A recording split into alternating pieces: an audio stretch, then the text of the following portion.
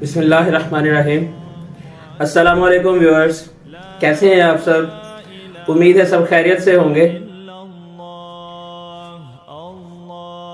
جس سنت ابراہیمی کو پورا کرنے کے لیے ہم لوگ ایک بڑے اجتماع کا اہتمام کرتے ہیں، جانوروں کی قربانیاں کرتے ہیں، اپنے جو مال و اسباب کو خرچ کرتے ہیں، اپنے بچوں پہ خرچ کرتے ہیں، اس تہوار کی جو ابتدا تھی وہ کہاں سے ہوئی، کیوں ہوئی، اس کے پیچھے کیا حقائق تھے، کیا وجوہات تھیں، آج کی اس ویڈیو میں ہم اس پر روشنی ڈالیں گے۔ سب سے پہلے میں اپنے آنے والے نئے ویورز کو خوش آمدید کہتا ہوں، اور جن لوگوں نے ابھی تک ہمارے چینل کو سبسکرائب نہیں کیا وہ اس ٹاک اینڈ ٹاک کو سبسکرائب کریں اور بیل آئیکن کا بٹن پریس کریں تاکہ آنے والی نئی ویڈیوز بآسانی آپ تک پہنچ سکے۔ اچھا، ہم بات کر رہے تھے عید الاضحیٰ کی، جس کو ہم قربانی کی عید بھی کہتے ہیں، بڑی عید بھی کہتے ہیں، اور اس تہوار کے حوالے سے کون کون سے اسلامی حقائق جڑے ہوئے تھے اس سے بات کرتے ہیں۔ زمانہ جاہلیت، بتوں کا دور، خانہ کعبہ میں بت، لوگوں کے گھروں میں بت، ہر جگہ پہ بت پرستی عام ہے، شراب نوشی عام ہے، کسی ماں بہن بیٹی کی عزت محفوظ نہیں ہے۔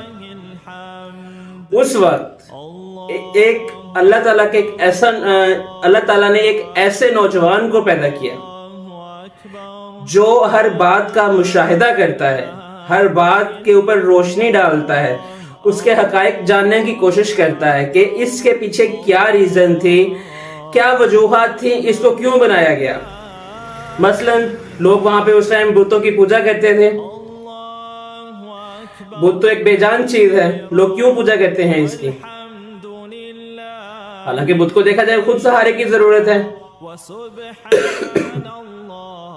تو ان ساری وجوہات کو دیکھتے ہوئے اس نوجوان نے اپنے باپ سے سوال کیا کہ ابا جان، یہ تو خود کسی کی مدد نہیں کر سکتے، آپ کیوں ان کی پوجا کرتے ہیں، یا جو ہے آپ ان کو کیوں سیل کرتے ہیں؟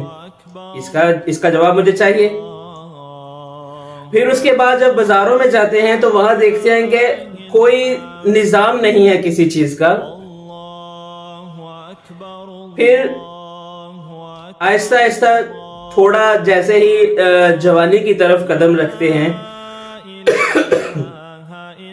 تو ان کی کنیز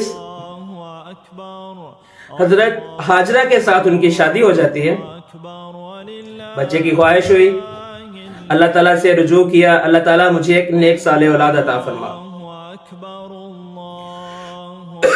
اللہ تعالیٰ نے ایک بہت خوبصورت بیٹا عطا کیا، حضرت اسماعیل علیہ السلام۔ اسلام کا سلسلہ چلتا رہا، یہاں پر ان کو اسلام کے اس سلسلے کو آگے چلانے کے لیے بہت ساری قربانیاں دینا پڑی۔ مثلا جب انہوں نے کہا تھا کہ یہ بت اپنی خود مدد آپ نہیں کر سکتے تو آپ ان کی پوجا کیوں کرتے ہیں، لوگوں نے ان کو برا بھلا کہنا شروع کر دیا۔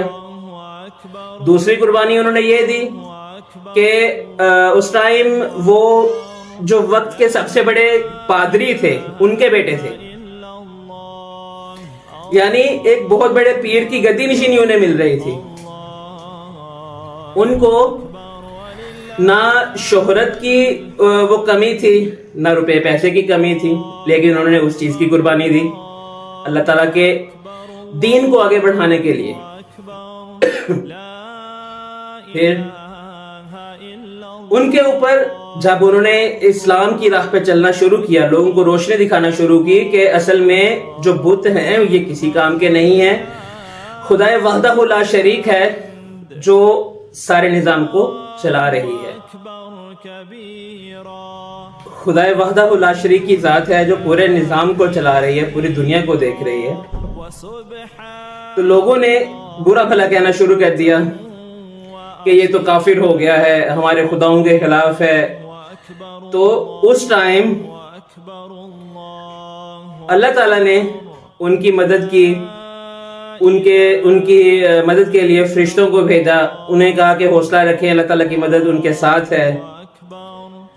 پھر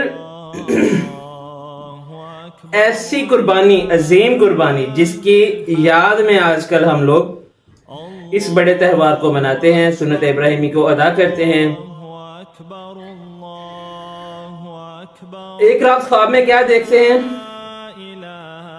کہ انہیں حکم ہوتا ہے کہ اپنے جو بیٹا ہے اور ان کی جو زوجہ محترمہ ہے ان کو کسی بیابان جگہ پہ چھوڑو۔ بات تو پریشانی کی تھی، اگر ہمارے جیسا انسان ہوتا ہم تو ڈگمگا جاتے کہ بھئی ایک ایسی اولاد جو اللہ تعالیٰ سے دعائیں مانگ مانگ کے لی گئی ہے، ایک بیوی جو انسان کی شریکہ حیات ہوتی ہے، میں اسے کیسے اس جگہ پہ چھوڑوں جہاں پہ نہ کوئی انسان ہے، نہ کھانے پینے کا کوئی پراپر انتظام ہے، نہ رہنے کے لیے گھر ہے، نہ سایہ ہے، کیسے میں چھوڑا؟ لیکن اللہ تعالیٰ کے نبی تھے، انہوں نے صبح اپنی زوجہ محترمہ سے کہتے ہیں کہ چلو، چلے جاتے ہیں، ان کو چھوڑ آتے ہیں ایک مقام پر، وہاں پر پانی نہیں ہے، کسی چیز کا کوئی انتظام نہیں ہے۔ چھوڑ کے جیسے واپس آ رہے ہوتے ہیں تو وہاں زوجہ محترمہ سوال کرتی ہیں کہ آپ ہمیں کس کے سہارے پہ چھوڑ کے جا رہے ہو؟ حضرت ابراہیم علیہ السلام جواب دیتے ہیں کہ اللہ تعالیٰ کے سہارے پہ۔ پھر پیچھے مڑ کے نہیں دیکھتے کہ کہیں ان کی جو پدرانہ شفقت تھی، جو ایک والد کا پیار ہوتا ہے اپنی اولاد کے لیے، جو ایک شوہر کی محبت ہوتی ہے اپنی بیوی کے لیے، کہیں وہ نہ جاگ جائے۔ اگر وہ جاگ گئی تو اللہ تعالیٰ کے حکم عدولی ہو جائے گی، جو ان کو کسی صورت بھی گوارا نہیں تھی۔ چلے جاتے ہیں واپس۔ کافی عرصے کے بعد بیوی سے ملنے کی اور بچے کو دیکھنے کی خواہش پیدا ہوتی ہے۔ واپس جاتے ہیں تو دیکھتے ہیں کہ وہاں وہ ایسا بیابان علاقہ جہاں پر نہ کھانے کا انتظام تھا، نہ رہنے کا تھا، نہ پینے کچھ بھی انتظام نہیں تھا، وہاں پر ایک شہر بس گیا۔ پانی کے لیے زمزم کے چشمے جاری ہو گئے۔ یہ انعام تھا اس قربانی کا جو حضرت ابراہیم علیہ السلام نے اپنے رب تعالیٰ کی خوشنودی کے لیے وہ کی تھی، عمل پیرا ہوئے تھے۔ یہاں پر ایک دوسرا امتحان شروع ہوتا ہے۔ رات کو سو رہے ہیں، خواب آیا، کیا دیکھتے ہیں کہ ان کے بیٹے، بہت ہی پیارے بیٹے حضرت اسماعیل علیہ السلام، ان کو ذبح کر رہے ہیں۔ وہ اب پیغمبر تھے اللہ تعالیٰ کے، اب ہماری طرح کوئی ایسا جھوٹا سچا خواب تو دیکھ نہیں سکتے الٹا سیدھا، اس کے پیچھے کوئی نہ کوئی مصلحت تھی۔ ایک دفعہ خواب آیا، پھر دیکھا تو اس بات کا ذکر اللہ تعالیٰ اپنے بیٹے سے کیا کہ اے پیارے بیٹے، میں یہ خواب دیکھتا ہوں، تمہاری کیا اس میں کیا رائے ہے اس بارے میں؟ اب پیغمبر خدا اور دوسرا پیغمبر خدا کا بیٹا، دونوں عظیم ہستیاں۔ بیٹا کہتا ہے ٹھیک ہے ابا جان، آپ جو خواب دیکھتے ہیں آپ اس خواب کی تکمیل کریں، میں آپ کے حکم کی عدولی نہیں کروں گا، اپنی جان قربان کر دوں گا۔ بیٹے کو لے کے چلے جاتے ہیں۔ اب یہاں پر اگر ہم دنیا دار لوگ ہوتے تو سب سے پہلے ماں جو ہے اپنے اس بیٹے کو نہ جانے دیتی کہ نہیں بھائی، میں کیوں اس کو قربان کرنے کے لیے جانے دوں، کوئی کسی اور کو لے جاؤ۔ لیکن یہاں پر قربانی اصل میں ہے کیا؟ اپنی بہت ہی زیادہ قیمتی چیز جو تھی وہ اللہ تعالیٰ کی راہ میں قربان کرنی تھی۔ اب اولاد سے زیادہ قیمتی چیز تو کوئی نہیں ہوتی۔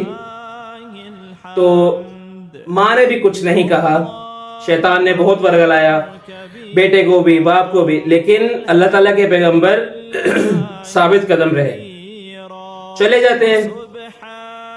اب یہاں پر سبحان اللہ.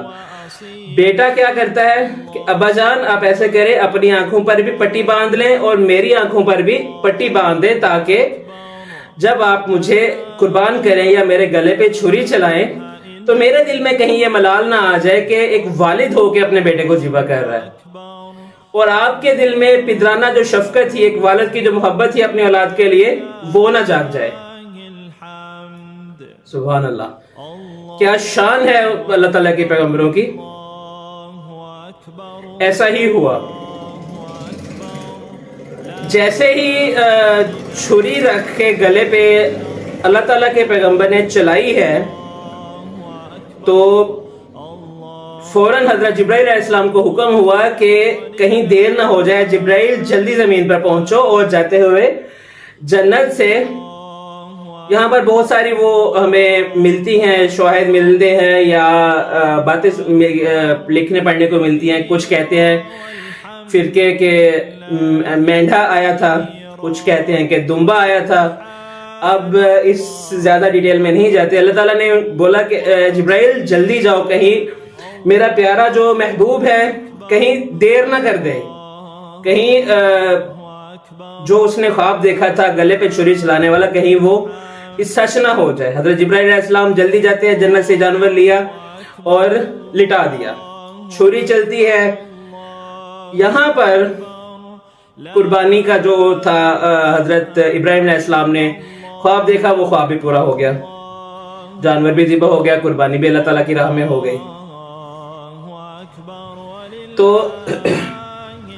اگر ہم دیکھیں اس بات کو اپنے دنیاوی لحاظ سے دیکھا جائے تو کیا ہم اگر اس دور میں حضرت اسماعیل علیہ السلام کی قربانی قبول ہو جاتی تو کیا آج ہم اس قربانی کو کرتے، اس رسم کو ادا کرتے جو حضرت ابراہیم علیہ السلام نے اپنے بیٹے اسماعیل علیہ السلام کی قربانی کی تھی؟ ذرا لمحہ فکریہ ہے. اس قربانی کے بعد ہمارے لیے اللہ تعالیٰ کے پیغمبر نے کیا سبق دیا ہے کہ قربانی اصل میں جانوروں کو ذبح کرنا نہیں ہے، یہ ہے اپنی سب سے قیمتی چیز کو، اپنے مال اسباب کو اللہ کی راہ میں قربان کرنا. اب ہم کیا کرتے ہیں؟ ہم صرف گوشت کھانے کے لیے قربانی کرتے ہیں. یہاں پر یہ حکم ہے کہ اگر قربانی آپ لوگوں نے کی ہے، ایک حصہ غریبوں پہ تقسیم کرو، ایک حصہ اپنے رشتہ داروں پہ تقسیم کرو. لیکن ہوتا کیا ہے؟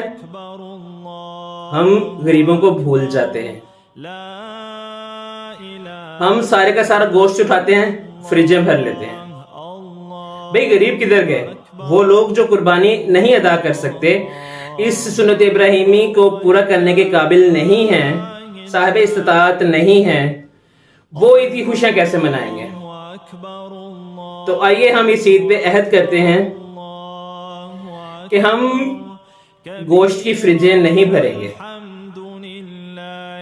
جو غریبوں کا حصہ ہے ہم غریبوں میں تقسیم کریں گے، جو رشتہ داروں کا حصہ ہے رشتہ داروں میں تقسیم کریں گے. جو ہمارا حصہ ہے وہ ہم رکھیں گے، بجائے اس کے کہ پورے کا پورا بکرا اٹھایا اور فریج میں رکھ دیا. ایسا نہیں ہونا چاہیے. دوسری اہم بات یہ ہے کہ جو اسراف کی طرف یا فضول خرچی کی طرف، جو دو انتہائی ناپسندیدہ کام ہے اللہ تعالیٰ کے نزدیک. ہماری عوام کیا کرتی ہے؟ اپنے بچوں کو نئے کپڑے بنا دیے جن کی ضرورت نہیں ہے، ایسی بلا ضرورت ایسی کافی ساری چیزیں جا کے شاپنگ کر کے لے آئے. یہ اسراف میں آ جائے گا. اسراف کے بارے میں سختی سے حکم ہے کہ اسراف نہیں کرنا چاہیے، فضول خرچی نہیں کرنی چاہیے. ہمیں وہی چیز لینی چاہیے جس چیز کی ہمیں ضرورت ہے. ہمیں فضول خرچی سے بچنا ہے. یہ پیغام ہمیں عید دے رہی ہے. عید الاضحیٰ جو ہوگی وہ ہمیں یہ پیغام دے رہی ہے. دوسری طرف ہم کیا کرتے ہیں کہ گوشت جو ہوتا ہے صرف اس جگہ تک اپنے جو عزیز رشتہ دار ہیں جن کی پہلے سے قربانیاں ہوتی ہیں ہم ان میں تقسیم کرتے ہیں، غریبوں میں تقسیم نہیں کرتے۔ تو بھئی جن کی قربانی ہے ان کے گھر تو آلریڈی گوشت موجود ہے، جن کے پاس نہیں ہے ہمیں ان کو دینا چاہیے۔ تو ہم نے کیا کرنا ہے، اس دفعہ گوشت جن کی قربانی نہیں تھی ان میں تقسیم کرنا ہے، جو مستحق لوگ ہیں۔ پھر کیا ہوتا ہے، دعوت کرتے ہیں ہم لوگ، کھانا بناتے ہیں جس میں غریبوں کو کوئی حصہ نہیں ہے۔ اپنے جو بڑے بڑے جو لوگ ہیں، جو رشتہ دار ہیں، صرف ہم ان کو بلاتے ہیں، کسی غریب کو ہم نے آج تک اپنی دعوت پہ نہیں بلایا۔ لیکن اس دفعہ ہم عہد کرتے ہیں کہ ہم اگر دعوت کریں گے، کوئی ایسا کھانے کا اہتمام کرتے ہیں تو ہم غریبوں کو دعوت دیں گے، بجائے اس کے کہ ہم اپنے رشتہ داروں کو بلائیں، ان کے ساتھ ان کی تواضع کریں۔ ٹھیک ہے، رشتہ داروں کو بلاؤ لیکن غریبوں کا بھی تو خیال رکھو۔ اس ویڈیو کو بنانے کا سب سے اہم مقصد جو یہ تھا، یا پیغام ہے، سبق ہے آپ لوگوں کے لیے۔ ہم کیا کرتے ہیں، قربانی ہم نے کر لی، صفائی جو ہوتی ہے وہ نصف ایمان ہے۔ رستے صاف کرنا جو ہے وہ بہت بڑی عبادت ہے۔ ہم کیا کرتے ہیں، قربانی کی جو علائشہ وغیرہ تھی وہ اٹھا کے گھر سے باہر ہم نے روڈ پہ ڈال دی۔ صفائی والا آیا تو اٹھا لیا، نہیں آیا تو صفائی والے کیا کرتے ہیں، اٹھایا ایک جگہ پہ جا کے جمع کر دیا۔ اب قربانی کے 3 دن کے بعد اگر آپ روڈ سے گزرو تو اتنی گندی سمیل آ رہی ہوتی ہے وہاں سے جو ناقابل برداشت ہے۔ تو ہمیں ایسا نہیں کرنا۔ جو قربانی کے جانور کی علائشیں وغیرہ ہیں ان کو مناسب طریقے سے، بے شک گڈھا کھود کے آپ زمین میں دبا دو یا ان کو مکمل ڈسپوز آف کرو، تاکہ وہ جو بدبو پیدا کرتی ہیں وہ نہیں ہونی چاہیے۔ بدبو پیدا کریں گے، بیماریاں پھیلیں گی، پھر آپ بیمار ہو جائیں گے۔ ایسا نہیں کرنا۔ تو ہم نے آج اس ویڈیو کا جو سب سے اہم سبق ہے وہ یہ ہے کہ غریبوں کو بھی گوشت دینا ہے، ہم نے فضول خرچی اور اسراف سے کام نہیں لینا، اور قربانی کرنے کے بعد جو ہمارا جو علائشیں وغیرہ ہیں وہ ہم نے روڈ پہ نہیں پھینکنی، ان کو مکمل طریقے سے ڈسپوز آف کرنا ہے۔ میرا اس ویڈیو کو بنا کے کسی کی دل آزاری کرنے کا مقصد نہیں ہے۔ اگر کسی کے دل آزاری ہوئی ہے تو اس کے لیے معذرت۔ السلام علیکم۔